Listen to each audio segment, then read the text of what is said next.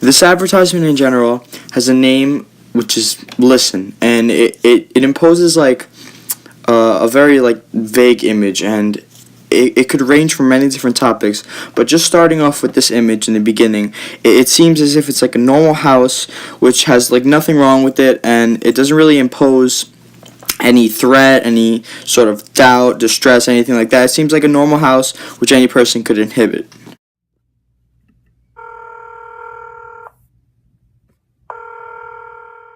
At this point, we realize that now verbally it's a 911 call, so that immediately imposes distress, and then that there has to be some sort of motive which is causing this woman or person, etc., to call 911, any sort of threat or inquiry or situation. 911, operator 911, where's the emergency? 127 Brynmere. Okay, what's going on there? I'd like to order a pizza for delivery. Now, at this point, it changes the image. It changes the image to a rug, which has obviously been messed with, pushed over, a few books are on the ground, and a lamp or something has fallen also. So this imposes some sort of a fight could have happened, or someone could have knocked it down, someone could have robbed it, etc. But then also, verbally, as you listen, we find out that this is a 911 call. But it starts off very weird. It starts off as the woman gives her address, obviously, but then acts as if it's a pizza delivery. So this causes immediate confusion. At this point, you're starting to think, why would this woman just call 911 to order a pizza? Is this a prank? Is there some sort of motive? So it starts to make you think, and this is the author or maker of this commercial's goal, is to make you think, and at this point, try to be intuitive and try to realize what is actually happening in this commercial. Pizza for delivery. Ma'am, you've reached 911. This is an emergency line. Large with half pepperoni, half mushrooms. You know you've called 911. This is an emergency line. How long it'll be? At this point, the commercial really begins to make you think. He questions her once, but she still insists as if she's just calling a pizza delivery place, which makes us think that there has to be some sort of other motive that she's trying to achieve, or that she's trying to prove or point out to the 911 operator. He then questions her a second time, and she yet continues to go along with this as if she's just calling a pizza delivery place. Is everything okay over there? Do you have an emergency or not? Okay, so at this point, this was the reveal. He then questions her one more time. He starts to begin to feel the flow of the conversation as if she really doesn't want to hang up, but she doesn't want to say what's exactly happening. So then he imposes a question that has a yes or no answer, which is, do you have a threat or is there something wrong? And then there's the reveal that there is something wrong, that there could be someone in the room, or she can't really speak, but she's trying to get her point across to the operator that there is something wrong. And also, it switches images to a bed, which imposes something with a significant other. It has this underlying message which is trying to impose that it could be with a significant other, a husband, a wife, etc., etc. And you're unable to talk because... Right. Is there someone in the room with you? Just say yes or no. Yes. So at this point, the officer begins to catch on and realizes that what her issue is. So he then questions, is there someone in the room with you? Is there a reason why you can't speak? And she reveals that it is. It is a significant other. It could be her husband. It could be her brother. It could be her father. Some sort of person who is close with her is in the room, and she feels that he or she, etc., imposes as a threat to her, and she really wants to get out of the situation, so she's reaching out to 911 in distress. And also, as you see, the image switches to a hole in the wall, which means it's definitely a sign of violence, it could impose that he or she has hit her, or he's taking his anger and she's really scared that he's going to in the future. It looks like I have an officer about a mile from your location. Are there any weapons in your house? No. Can you stay on the phone with me? No. See you soon. Thank you.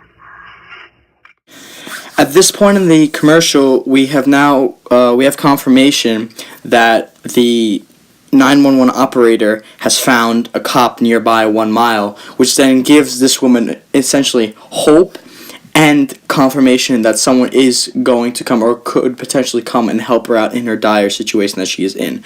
Also, the setting switches to just a familiar wall, nothing big, normal wall on a staircase with pictures on it and stuff, but then switches to a garbage can with one of the pictures from the wall right next to it and a little bit of a dent in the wall. This implies that there was also could have been some more violence after this call, but this then does open up some awareness and regarding the topic of domestic violence and how it could affect, anybody in any situation.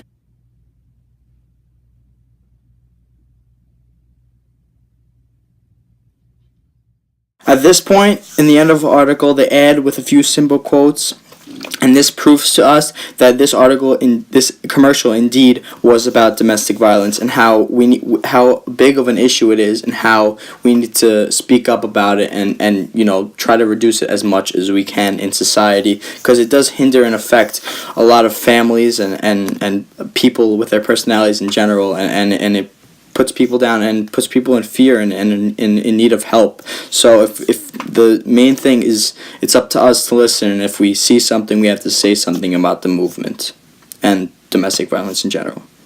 From watching this commercial and analyzing it myself, there are two main literary devices that pop out to me. One is obviously pathos. There's a lot of emotion.